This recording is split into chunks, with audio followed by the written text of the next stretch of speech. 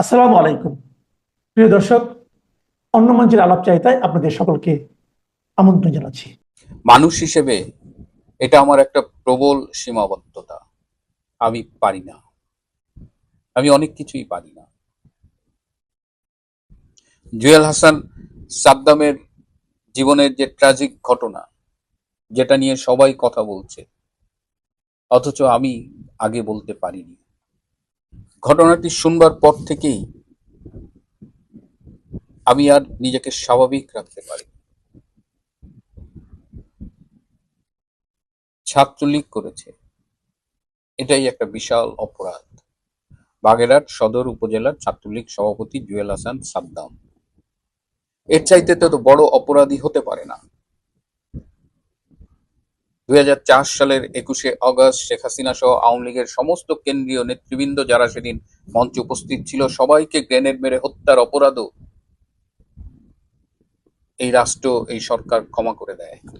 কিন্তু ছাত্রলীগ করবার অপরাধ তো ক্ষমার অযোগ্য। এমনকি গত বছরের 26শে নভেম্বর যে ছেলেটা কলকাতায় ছিল, সেই দিনের সংগঠিত অপরাধের জন্য মিথ্যে মামলায় সাদ্দামকে জেলে নেওয়া হয়েছে। 12টা মামলায় সাদ্দামকে জেলে নেওয়া হয়েছে, 8টা জামিন হয়েছে। এই প্রত্যেকটা জামিনের আবার ইন্ডিভিজুয়াল কাহিনী আছে। যেটা লোয়ার কোর্টে জামিন হয় সেটা লোয়ার কোর্টে জামিন তো হয়নি, হাইকোর্টে 2-3 বার রিফিউজ হওয়ার পরে, অনেক টাকার লেনদেনের পরে তাকে জামিন দেওয়া হয়েছে। এবং প্রতিবার জামিন পেয়ে ছেলেটি মনে করেছে হয়তো মুক্তি পাবে, বাড়িতে খবর পাঠিয়েছে, কিন্তু তাকে মুক্তি দেওয়া হয়নি। আর একটা মামলায় সোনা অ্যারেস্ট করেছে, যেটি নির্দেশ আছে এই খুনি ফ্যাসিস্ট ইউনূসের নির্দেশ, যে নির্দেশ দিয়েছে এই আরেক খুনি স্বরাষ্ট্র উপদেষ্টা জাহাঙ্গীর, যে নির্দেশ দিয়েছে ইউনূসের প্রেস সচিব, মপতন্ত্রের অন্যতম জনক ডাস্টবিন শফিক, সেই নির্দেশ অমান্য করার ক্ষমতা কার আছে? ডিসি, এসপি, এমনকি আদালতের মহামান্য বিচারক, তিনিও তার আইনি কিংবা বিবেকের ক্ষমতা প্রয়োগ করেন। অসংখ্য সাদ্দাম, লক্ষ লক্ষ সাদ্দাম বিভিন্ন কারাগারে বন্দী, বিনা বিচারে আটক। কিন্তু এই ঘটনা নিতে পারেনি সাদ্দামের 22 বছর বয়সী স্ত্রী তানিজ, সুবর্ণা, স্বর্ণালী, একটা বাচ্চা মেয়ে। একটা জামিন রিফিউজড হয়েছে, জামিন পেয়েছে, মুক্তি পায়নি, সে ক্রমশ হতাশ হয়েছে। তার একটি 9 মাসের ছেলে হয়েছে, সেই ছেলেটা নাজিম হোসেন এতটাই হতভাগা যে বাবা তাকে একবার কোলে নিতে পারে। আদালতে কাঠ গড়ায় সাদ্দামকে হাজির করা হয়েছে, হাতে হাত করা। সাদ্দাম পুলিশের পা ধরেছে যে আমার ছেলেটাকে একটু কোলে নিতে দেয়। পুলিশকে টাকা সেধেছে, পুলিশ রাজি হয়নি। আদালতের কাঠগড়ায় দাঁড়িয়ে সাদ্দাম বিচারককে বলেছে, স্যার আমার ছেলেটাকে একটু কোলে নিতে দিন। বিচারক বলেছে লিখিত দিন। হায় রে বিচারক, লিখিত দেওয়া হয়েছে, তারপরেও বিচারক অনুমতি দেননি। একজন বাবা, কারাবন্দী একজন বাবা তার সন্তানকে একবার কোলে নিতে পারে? এ কোন দেশে আমরা বাস করি? এ কেমন দেশের আইন, যার জন্য চূড়ান্ত পথ বেছে নিতে হয়েছে এই সাদ্দামের স্ত্রী স্বর্ণালীকে। স্বর্ণালী তার 9 মাসের ছেলেটাকে পানিতে চুবিয়ে হত্যা করেছে, তারপর নিজে গলায় দড়ি দিয়ে আত্মহত্যা করেছে। স্বর্ণালী হয়তো ভেবেছিল এভাবেই বাকি জীবন কাটাতে হবে, তার স্বামী কোনোদিন মুক্তি পাবে না। রাজনীতির এই অনিশ্চয়তা ছোট্ট মেয়েটা নিতে পারেনি। তার হত্যার পরে, তার আত্মহত্যার পরে আমরা এই সরকারের চূড়ান্ত অমানবিকতা দেখলাম। সাদ্দাম বাগেরহাটের ছেলে, বাগেরহাটে তার বিরুদ্ধে মামলা হয়েছে, পরে তাকে যশোরে ট্রান্সফার করা হয়েছে। একটা নতুন নিষ্ঠুরতা, একাধিকবার জেল পরিবর্তন, এক জেলার আসামিকে অন্য জেলায় রাখা, মানে নির্যাতনের যত রকমের ফর্ম আছে ডক্টর ইউনূস প্রত্যেকটা ফর্ম অ্যাপ্লাই করতেছে। এই আওয়ামী লীগের, এই ছাত্রলীগের, যুবলীগের নেতাকর্মীদের উপর, এবং তারই শিকার অসংখ্য সাদ্দাম। কিন্তু আমাদের সাদ্দামকে নিয়ে আমরা কথা বলছি কারণ তার স্ত্রী একটা এক্সট্রিম ঘটনা ঘটিয়ে ফেলেছে। কিন্তু এর দায় তো রাষ্ট্রকে নিতে হবে, এর দায় তো ইউনূসকে নিতে হবে, এর দায় তো স্বরাষ্ট্র উপদেষ্টাকে নিতে হবে, এর দায় তো ওই আদালতের ওই বিচারকদের নিতে হবে, এই দায় তো ওই জেলারদের নিতে হবে, ওই ডিস্ট্রিক্ট কমিশনার ডিসিদের নিতে হবে, ওই এসপিদের নিতে হবে। কেউ তো দায় এড়াতে পারবেন না। ঘটনা তো এখানেই শেষ হয়নি, হত্যা এবং আত্মহত্যার মধ্য দিয়েই সবকিছু শেষ হয়ে যায়নি। তারপরে শুরু হয়েছে আর এক নাটক। স্বর্ণালীর আত্মীয়রা একটু প্যারোলের আবেদন করেছিল বাগেরহাটের জেলা প্রশাসকের কাছে, যে অন্তত লাশটা দেখতে, জানাজা পড়তে, দাফন করতে হলেও সাদ্দামকে কিছুক্ষণের জন্য প্যারোলে মুক্তি দেওয়া হোক। কিন্তু বাগেরহাটের জেলা প্রশাসন সেই অনুমতি দেয়নি। আমি খবর নিয়ে জানলাম যে বাগেরহাটের জেলা প্রশাসন পুলিশের সাথে কথা বলেছে, পুলিশের এসবি শাখা থেকে জানানো হয়েছে যে সাদ্দাম বাগেরহাটে এলে বাগেরহাটের আইন শৃঙ্খলা পরিস্থিতির নাকি ব্যাপক অবনতি হবে। আমরা কোন দেশে বাস করি যে একজন কারাবন্দী প্যারোলে তার সন্তান, তার স্ত্রীর জানাজা পড়তে আসবে, লাশ দেখতে আসবে, কবর দিতে আসবে, তাতেও বাগেরহাটের আইন শৃঙ্খলা পরিস্থিতি নিয়ন্ত্রণে থাকবে না? তিনি দেননি। তখন সাদ্দামের আত্মীয় স্বজন যশোর জেলে গিয়ে যশোর জেলের জেলারকে অনুরোধ করে সাদ্দামকে জেলের ভেতরে এনে তার স্ত্রী এবং ছেলের লাশ দেখানোর ব্যবস্থা করা হয়েছে। জেলার তাকে লাশ দেখার জন্য সময় দিয়েছে 2 মিনিট। সাদ্দাম কান্নাকাটি করেছে, তার আত্মীয়রা কেঁদেছে, বলেছে স্যার 10টা মিনিট সময় দিন, দেননি। 2 মিনিট, আর সাথে এই কথাবার্তা কাটাকাটিতে আরো 2-3 মিনিট। সাদ্দামকে সবাই বলেছে ছেলেটাকে একটু কোলে নে, তুই তো কোলে নিতে পারিস না। সাদ্দাম বলেছে জীবিত যে ছেলেকে আমি কোলে নিতে পারিনি, মৃত সেই সন্তানকে কোলে নিয়ে কি হবে। সে আদর করে দিয়েছে, স্ত্রীর মুখের দিকে যে শেষ বিদায় জানিয়েছে, স্ত্রীকে একটু ছুঁয়ে দিয়েছে, আর জেলখানা থেকে এক মুঠো মাটি দিয়ে বলেছে আমার ছেলের কবরে দিস। এই তো বাংলাদেশ। অথচ 2016 সালের 1 জুন এই প্যারোল আইন কিন্তু বাংলাদেশ সরকার করেছিল। সেখানে খুব ক্লিয়ারলি বলা আছে ভিআইপি বন্দী বা যে কোনো বন্দীর নিকটাত্মীয়, মা, বাবা, স্ত্রী, সন্তান, ভাই, বোন, এদের মৃত্যুতে সংশ্লিষ্ট কর্তৃপক্ষ প্যারোলে মুক্তি দিতে পারবে, এবং মুক্তির সময়সীমা সর্বোচ্চ সাধারণত 12 ঘন্টা, এর কম বেশিও করা যাবে। এটা কোন জেলে আছে, দূরত্ব, অনেক কিছু বিবেচনায় নিয়ে খুব স্পষ্টভাবে আইন আছে। কিন্তু এই দেশে তো আইন মানা হয় না। ইউনূস তো নিজে সারা জীবন বেআইনি কাজ কারবার করেছে, ক্ষমতা দখল করেছে সেটাও বেআইনি ভাবে। তো ইউনূস তো আইন মানতে আসেনি। আরো আমি কিছু খবর পেয়েছি, 60 গম্বুজ ইউনিয়নের ছেলে, এই যে আমাদের জুয়েল হাসান সাদ্দাম সদর উপজেলার সাবেকডাঙ্গা গ্রামে, এটা ওই 60 গম্বুজ ইউনিয়নের ওইখানে। এই 60 গম্বুজ ইউনিয়নে যারা বাগেরহাটের মুরব্বী আছেন তারা নিশ্চয়ই মনে আছে, তাদের 1971 সালে একজন শীর্ষ রাজাকার ছিল, তার নাম হলো রজব আলী ফকির। এই রজব আলী ফকিরের ছেলে ফকির তারিকুল ইসলাম, ফকির তারেক বলে সবাই। এই তারেক আওয়ামী লীগ ক্ষমতায় থাকাকালীন লন্ডনে পালিয়ে গিয়েছিল। এই ফকির তারেক সেখানে রাজনৈতিক আশ্রয় ছিল। আবার 5ই আগস্টের রেজিম চেঞ্জের পরে সে বাগেরহাটে ফিরে এসে বাগেরহাটে ত্রাস চালু করেছে। এর সাথে আরেকজন আছে মালেক, বিএনপি নেতা। এই দুজনই আবার উপজেলা চেয়ারম্যান ক্যান্ডিডেট। এই ফকির তারেক আর এই মালেক, এই দুইজন মিলে পুরা বাগেরহাটে ত্রাস চালু করেছে। প্রশাসন তাদের কথায় ওঠে বসে, এসপি, জেলার সব কিছুর উপরে তারা প্রভাব বিস্তার করছে। এবং এই সাদ্দামের উপরে যে নির্যাতন, বাগেরহাটে যত আওয়ামী লীগ এবং তার নেতাকর্মীদের উপরে নির্যাতন, তার সাথে এই ফকির তারেক এবং মালেকও জড়িত। আজকে আমাদের শোকার্ত হবার পাশাপাশি আমাদের তো মনে রাখতে হবে দিন তো সবার সমান যায় না। এর মধ্যে অনেকেই দেখলাম আমাদেরই লোকজন বলতেছে যে এই যে সাদ্দামের এত বড় একটা বিপর্যয় হলো, এই যে সাদ্দাম মামলা হয় নাই, মানে কথাগুলো দেখেন, বলতেছে যে সাদ্দামের বউ বাচ্চার দুধ কিনতে পারে নাই, এই জন্য অভাবে পড়ে আত্মহত্যা করছে। অ্যাবসলিউট লাই। এরকম কোনো ঘটনা ঘটেনি। সাদ্দামের মামলায় যত টাকা খরচ হয়েছে তার অধিকাংশ টাকা সরবরাহ করেছে বাগেরহাটের সদরের এমপি শেখ তন্ময়।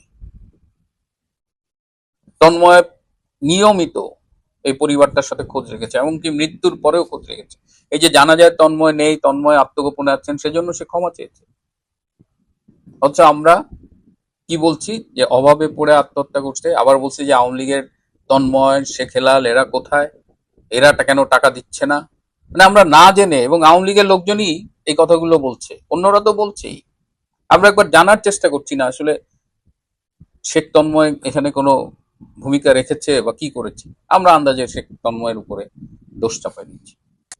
টাকার অভাবে তো ঘটনাটা ঘটেনি। প্যারোল দিল না, বাগেরহাটের ডিসি প্যারোল দিল না। যশোরের ডিসির অফিস থেকে একটা প্রেস রিলিজ করেছে তার মিডিয়া সেল, সহকারী কমিশনার আশিস কুমার। তিনি বলেছেন যে আমাদের কাছে কেউ প্যারোলের জন্য আবেদন করেনি।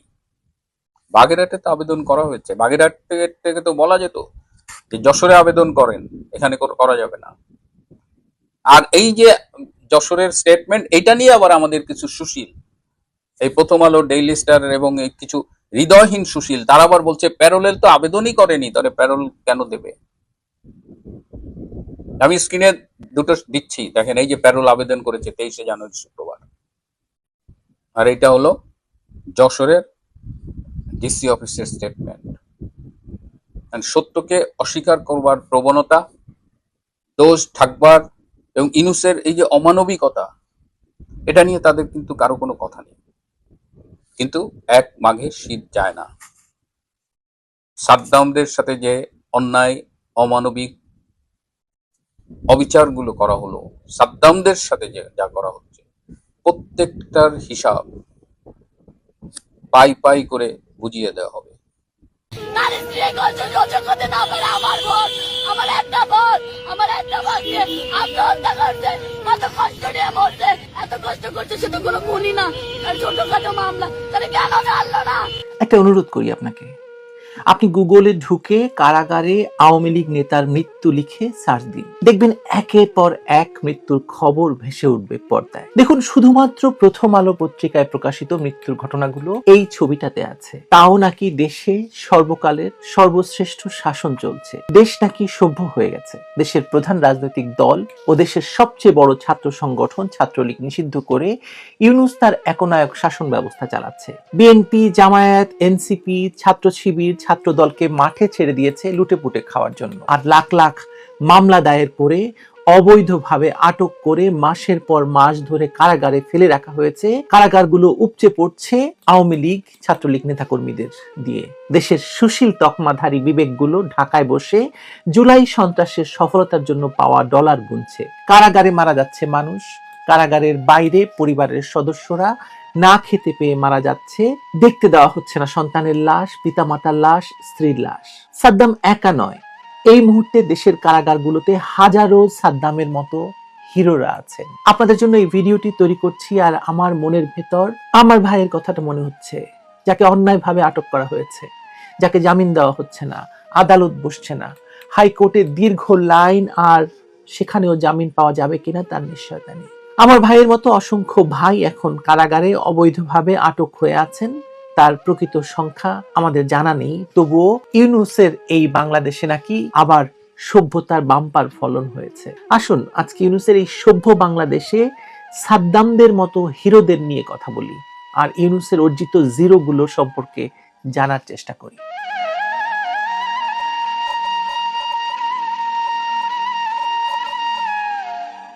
বাংলাদেশ নামক বদ্বীপ রাষ্ট্রটি আজ এক গভীর অন্ধকারে নিমজ্জিত। তথাকথিত বিপ্লব বা গণ অভ্যুত্থানের মোড়কে যে ভয়াবহ প্রতারণামূলক শাসন ব্যবস্থা জাতির ঘাড়ে চাপিয়ে দেওয়া হয়েছে, তার নগ্ন রূপ আজ প্রতিটি দেশপ্রেমিক নাগরিকের কাছে স্পষ্ট। ডক্টর মোহাম্মদ ইউনূসের নেতৃত্বে পরিচালিত এই অবৈধ অসাংবিধানিক সরকার দেশে যে সন্ত্রাসের রাজত্ব কায়েম করেছে তা ইতিহাসে সকল বর্বরতাকে হার মানিয়েছে। মিথ্যা মামলা, গণগ্রেফতার, বিচারহীনতার সংস্কৃতির মাধ্যমে লক্ষ লক্ষ আওয়ামী লীগ নেতাকর্মীকে কারাগারে নিক্ষেপ করা হয়েছে।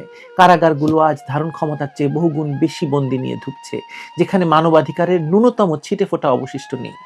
এই শ্বাসরুদ্ধকর পরিস্থিতিতে বাগেরহাটের ছাত্রলীগ নেতা জুয়েল হাসান সাদ্দামের পরিবারের করুণ পরিণতি কেবল একটি বিচ্ছিন্ন ঘটনা নয়, বরং এটি এই ফ্যাসিস্ট সরকারের নিষ্ঠুরতা ও জিঘাংসার এক জীবন্ত দলিল।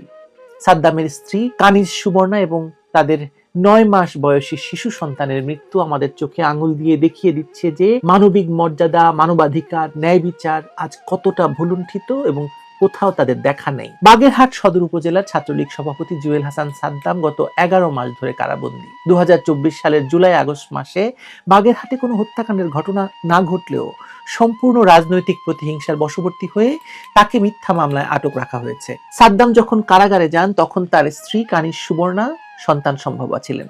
কারাগারের অন্ধ প্রকোষ্ঠে দিন কাটানো সাদ্দাম জানতেন না তার অনাগত সন্তান পৃথিবীর আলো দেখবে কিনা, বা দেখলেও তিনি তাকে কখনো কোলে তুলে নিয়ে আদর করতে পারবেন কিনা। ভাগ্যের কি নির্মম পরিহাস, সাদ্দামের সন্তান পৃথিবীতে এলো কিন্তু পিতা তাকে দেখার সুযোগ পেলেন না। 9 মাস বয়সী সেই নিষ্পাপ শিশুটি তার বাবাকে না দেখেই মায়ের সাথে এই নিষ্ঠুর পৃথিবী থেকে বিদায় নিয়েছে। সাদ্দামের স্ত্রী, যার বয়স মাত্র ছিল 22 বছর, তিনি কি আত্মহত্যা করেছেন নাকি তাকে হত্যা করা হয়েছে, এই বিতর্ক আজ গৌণ। মুখ্য বিষয় হলো এই মৃত্যুর দায় সম্পূর্ণরূপে এই অবৈধ সরকারের। সাদ্দামকে কারাগারে আটক রেখে তার উপার্জনের পথ বন্ধ করে দেওয়া হয়েছে।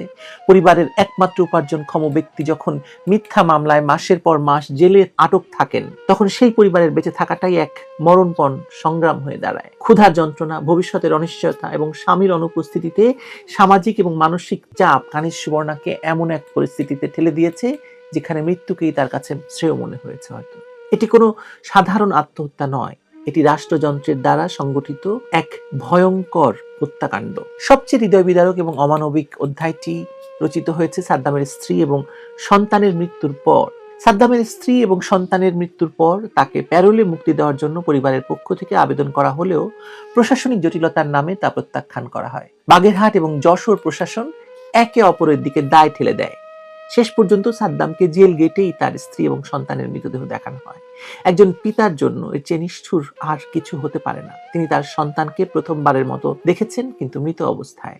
সাদ্দামের পরিবার এবং স্বজনরা চেয়েছিলেন অন্তত শেষবারের মতো সাদ্দাম তার স্ত্রী এবং সন্তানের মুখটা অন্তত দেখুক। প্যারোলে মুক্তির জন্য তারা বাগেরহাট, যশোরের প্রশাসনের দ্বারে দ্বারে ঘুরেছেন, কিন্তু এই অমানবিক আমলাতন্ত্র এবং প্রতিহিংসা পরায়ণ সরকার বা প্রশাসন তাদের সেই ন্যূনতম মানবিক অধিকারটুকু দেয়নি। বাগেরহাট থেকে যশোর কারাগারের দূরত্ব মাত্র 50 মাইল। এই 50 মাইল পথ পাড়ি দিয়ে লাশ জেল গেটে পৌঁছাতে পেরেছে, কিন্তু প্রশাসনের কাগজ পৌঁছাতে পারে নাই। বাগেরহাটের জেলা প্রশাসক অজুহাত দেখিয়েছেন যে আবেদন যশোরে করতে হবে, আর যশোরের প্রশাসন বলে তারা কোনো কাগজ পাননি। এই যে আমলাতান্ত্রিক পিংপং খেলার আড়ালে লুকিয়ে আছে এক চরম নিষ্ঠুরতা। তারা সাদ্দামকে প্যারোলে মুক্তি দিতে চায়নি, কারণ তারা ভয় পায় যে সাদ্দামকে মুক্তি দিলে যে জানাজায় তিনি অংশ নেবেন, সেই জানাজায় জনস্রোত নামবে, তা তাদের অবৈধ ক্ষমতার ভিত্তিকে নাড়িয়ে দিতে পারে।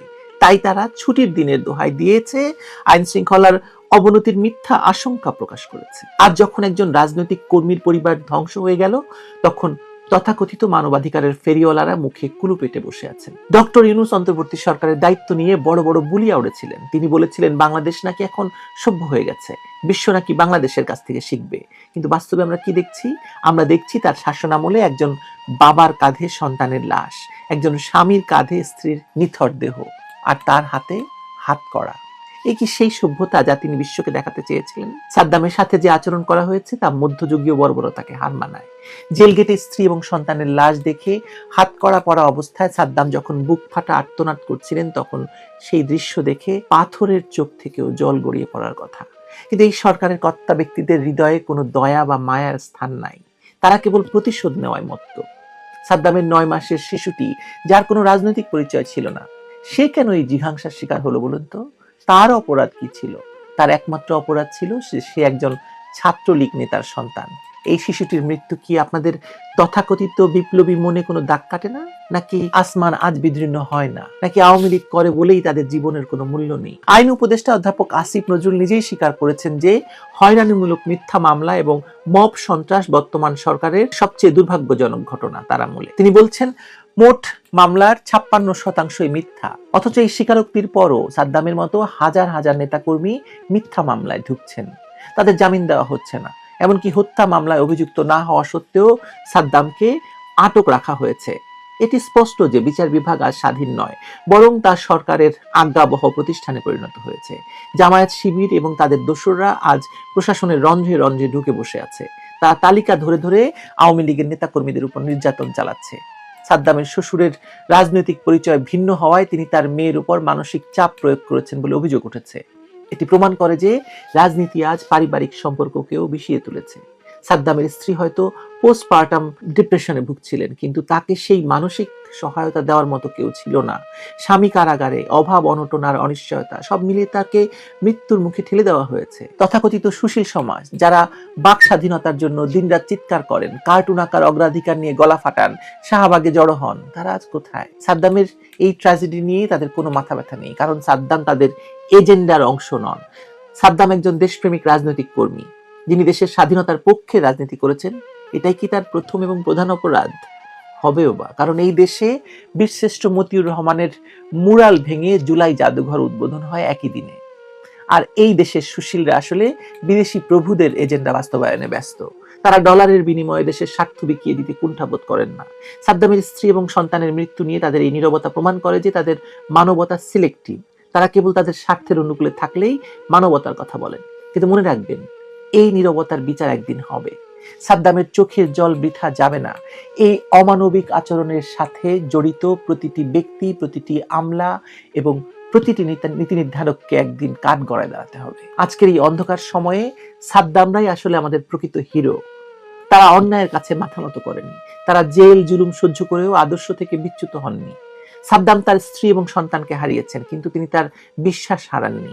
জেল গেটে সন্তানের লাশ দেখেও তিনি ভেঙে পড়েননি এবং তার এই শোক আজ শক্তিতে পরিণত হয়েছে।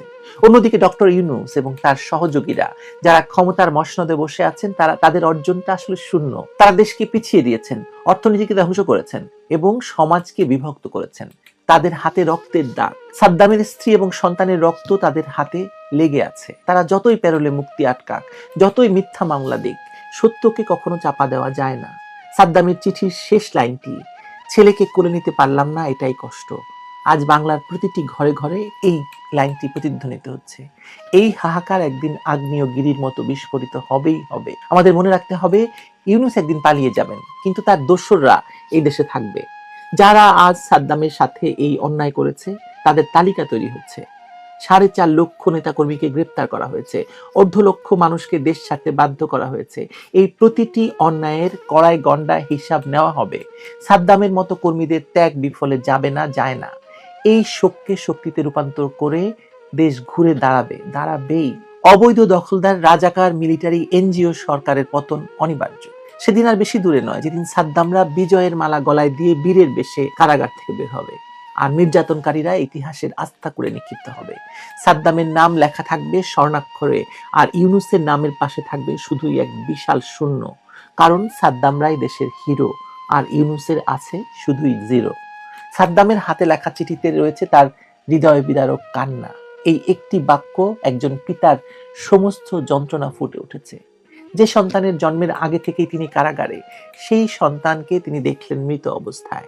সাদ্দামরা আজ তাদের দেশপ্রেমের জন্য চরম মূল্য দিচ্ছেন। আর ইউনূসের যে জিরোর কথা বললাম, সেই 3টি জিরো কি? জিরো মানবিকতা, জিরো ন্যায় বিচার, জিরো সভ্যতা। এই সরকারের পতন অনিবার্য, কারণ যে শাসন মানবিকতাকে পদদলিত করে, ইতিহাস তাকে ক্ষমা করে না। সাদ্দামের আত্মত্যাগ বৃথা যাবে না, তার স্ত্রী সন্তানের মৃত্যুর হিসেব নেওয়া হবে। যারা আজ নীরব, কালকে তাদেরও জবাবদিহি করতে হবে। আপনাদের বিবেক শুধু বলছে জুয়েল হাসান সাদ্দামের প্যারোল পাওয়ার কথা, আপনাদের বিবেক বলছে এই ছেলেটি শুধুমাত্র তার স্ত্রী সন্তানের জানাজায় যোগ দিতে পারলেই ইনসাফের বাংলাদেশ প্রতিষ্ঠিত হয়ে যেত। আপনারা প্রশ্ন তুলবেন না সাদিক কায়েম সার্জিসদের ইনসাফ কেন বাংলাদেশের অন্য ছাত্রলীগ আওয়ামী লীগের নেতাকর্মীরা পাবেন না? তারা তো জানতেন না যে বাংলাদেশে বঙ্গবন্ধুর রাজনীতি নিষেধ। 2024-এর 5ই আগস্ট পর্যন্ত তো এই নাহিদ ইসলাম, সার্জিস, আসিফ ভুইয়া কেউ উচ্চারণ করে নাই যে বাংলাদেশে বঙ্গবন্ধুর নাম উচ্চারণ করা যাবে না, বাংলাদেশে বঙ্গবন্ধুর রাজনীতি নিষিদ্ধ হবে। আপনারা বুঝতে পারছেন না বেইনসাফিটা কোথায়? আপনারা প্রশ্ন করবেন না ইনসাফ এখন কোথায়? 2024-এর 5ই আগস্টের পর থেকে ইনসাফ ইনসাফ ইনসাফ শুনতে শুনতে কান মাথা সব ঝালাপালা হয়ে গেল। কিন্তু ইনসাফের বাংলাদেশটা এসে দাঁড়িয়েছে এই জায়গায় যে ছাত্রলীগ করেন বলে এক তরুণ পিতাকে মাসের পর মাস আটকে রাখা যায়, ইচ্ছা হলে বছরের পর বছর আটকে রাখবেন তারা। এত এত খবর বেরিয়েছে বাগেরহাটের ছাত্রলীগ সভাপতি জুয়েল হাসান সাদ্দামকে নিয়ে, যিনি বাংলাদেশের কোনো একটা জেলে বছরের পর বছর জেল খাটতে খাটতে একেবারে নীরবে পচে মরে যেতে পারতেন। এবং বাংলাদেশের মানুষ ভাবছে, একটা বিরাট সংখ্যক মানুষ ভাবছে, যারা বিজয়ী পক্ষ বিশেষভাবে 24-এর আগস্টের, তারা ভাবছেন যে তারা এমন ন্যায় বিচার থুক্কু ইনসাফ প্রতিষ্ঠা করেছেন বাংলাদেশে যে এই জুয়েল হাসান সাদ্দামের মতো ছাত্রলীগ করা ছেলে পেলে বাংলাদেশের কোনো এক জেলে পচে মরবেন তাদের করা একের পর এক মিথ্যা মামলায়, যেসব মামলায় কোনোদিন বিচার শেষ হবে না, কোনোদিন পুলিশের পক্ষে বা তদন্তকারী কর্মকর্তার পক্ষে একটা শক্ত চার্জশিট দেওয়া সম্ভব হবে না। একই ব্যক্তির বিরুদ্ধে একই দিনে বাগেরহাটের হত্যার মামলা থাকবে, যশোরে হত্যার মামলা থাকবে, ঢাকায় 3-4টা হত্যার মামলা থাকবে। এমন এক অবাস্তব পরিস্থিতিতে ন্যায় বিচার আর ইনসাফের কথা বলে বলে তারা সময় পার করবেন আর আসলে বাংলাদেশটা দখল করে নেবেন এই ফাঁকে। এই যখন চলছে বাংলাদেশে, তখন হঠাৎ করে বাংলাদেশের মানুষের একটা সিলেক্টিভ বিবেক জেগে উঠেছে। মানে একদম বিবেকটা ঘুমিয়েছিল, হঠাৎ করে দেখি সামাজিক যোগাযোগ মাধ্যমে এক দলের বিবেক জেগে উঠেছে যে এই যে জুয়েল হাসান সাদ্দাম ছেলেটি, তার স্ত্রী মাত্র 22 বছরের একটা মেয়ে, যার 9 মাস বয়সী একটা বাচ্চা, সেই 9 মাস বয়সী তার প্রথম শিশুটিকে, সন্তানটিকে সে পানিতে চুবিয়ে হত্যা করেছে, তারপর নিজে ঝুলে পড়েছে গলায় দড়ি দিয়ে। এবং তাতে আমাদের বিবেক একদম জেগে উঠেছে, নড়ে চড়ে উঠেছে। আমরা বলেছি যে কেন প্যারোল দেওয়া হচ্ছে না, কেন প্যারোলে মুক্তি দিয়ে এই পিতাকে, জুয়েল হাসান সাদ্দামকে, তার এই আত্মহত্যা করা তরুণী স্ত্রী আর যে সন্তানকে এই বাবা একবার ধরেও দেখতে পারেনি, কেন সেই বাবাকে প্যারোলে মুক্তি দিয়ে আমরা তার স্ত্রী এবং সন্তানের জানাজায় যোগ দেওয়ার ব্যবস্থা করে দিচ্ছি না? সত্যি সমস্যাটা এটা? নাকি সমস্যাটা হচ্ছে এই যে একটা ছেলে ছাত্রলীগ করেছে বলে সেই ছেলেটিকে জেলে পচে মরতে হবে এবং সেটাকে আমরা বাংলাদেশে ইনসাফের রাজত্ব প্রতিষ্ঠা হয়েছে বলে ধরে নিয়েছি? আপনার মনে হয় সমস্যা আসলে কোনটা? সেটা যদি না আপনি বুঝতে পারেন তাহলে বুঝবেন আপনার বিবেক টিবেক কিছু জেগে ওঠেনি। কারণ দেখেন 2024 সালের 5ই আগস্ট পর্যন্ত এই জুয়েল হাসান সাদ্দামের মতোই এই সাদিক কায়েম, ছাত্রলীগ সভাপতি হিসেবে যিনি আগস্টের পর ঢাকা বিশ্ববিদ্যালয়ে বেরিয়ে এলেন, এরপর এখন যিনি ডাকসু সভাপতি, বিরাট প্রভাবশালী তরুণ নেতা জামাত শিবির ঘরানার সেই সাদিক কায়েম, কিংবা আমাদের 2024-এর বীর নায়ক হাসনাত আবদুল্লাহ, সার্জিস আলম, এরা তো সবাই জুয়েল হাসান সাদ্দামের মতোই ছাত্রলীগই করতেন। কিন্তু ওরা যেহেতু গুপ্ত ছাত্রলীগ ছিলেন, ছাত্রলীগের ভেতরে ঢুকে তারা যেহেতু নানা রকম ষড়যন্ত্র করছিলেন, সেই ছাত্রলীগেরই পতন ঘটানোর, ছাত্রলীগের যেটা মানে আদর্শিকভাবে একই যে সংগঠন আওয়ামী লীগের পতন ঘটানোর, শেখ হাসিনা সরকারের পতন ঘটানোর জন্যে তারা যে জুলাইয়ে একটা ছাত্র আন্দোলন সাজিয়ে নেমে পড়েছিলেন, তাই তারা এখন বীর বিক্রম, তারা সারা বাংলাদেশের ক্ষমতা দখল করে বসবেন আর জুয়েল হাসান সাদ্দামকে পচে মরতে হবে। আর তার স্ত্রী সন্তান হত্যা করে, 9 মাসের একটা সন্তান নিজ হাতে হত্যা করে গলায় গলায় দড়ি দিয়ে ঝুলে পড়ার মতো ঘটনা ঘটাবেন বলে আপনাদের বিবেক জেগে উঠবে। এছাড়া আপনারা কখনো বলবেন না যে বাংলাদেশে ছাত্রলীগ করা হাজার হাজার ছাত্রছাত্রীর ডিগ্রি কেড়ে নেওয়া হলো, হাজার হাজার ছাত্রছাত্রীর ছাত্রত্ব বাতিল হলো, শিক্ষা প্রতিষ্ঠানে তারা যেতে পারছে না।